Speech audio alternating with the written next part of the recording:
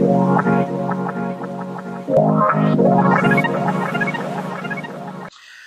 va falloir valoriser ce qui a été fait, c'est-à-dire qu'il va y avoir un travail d'analyse, il va y avoir un travail de débriefing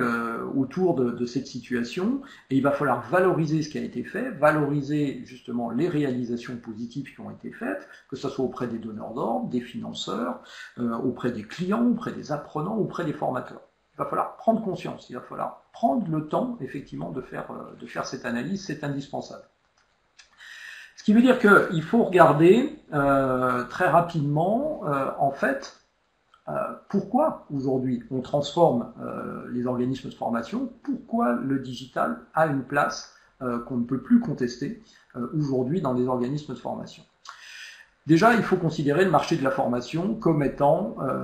la formation plus exactement, comme étant un marché. Aujourd'hui, plus personne ne peut contester que la formation est un marché. Et ce marché, en fait, il est soumis à des forces, comme vous le voyez dans la représentation sous forme de diagramme de Porter, il est soumis à des forces qui sont les technologies, qui permettent effectivement de faire des choses nouvelles,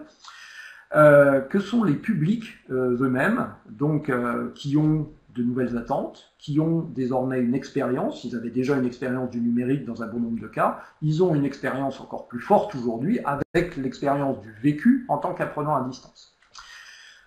On a prouvé effectivement qu'il y avait des formes de substitution possibles, même si, comme j'ai dit tout à l'heure, on ne remplace pas tout par la distance. Et puis l'élément effectivement nouveau que doivent prendre les organismes de formation en compte aujourd'hui, ce sont les nouveaux entrants, des acteurs qui n'étaient pas présents sur le marché de la formation et qui aujourd'hui ont une offre à proposer, et une offre 100% à distance, qui est beaucoup plus recevable là, maintenant, en mai 2020, qu'elle ne l'était à la limite au début de cette année. Tout ça, bien sûr, s'exécute dans un cadre réglementaire, puisque nous sommes en France, et en France, effectivement, il y a un cadre réglementaire pour la formation, et notamment la formation professionnelle.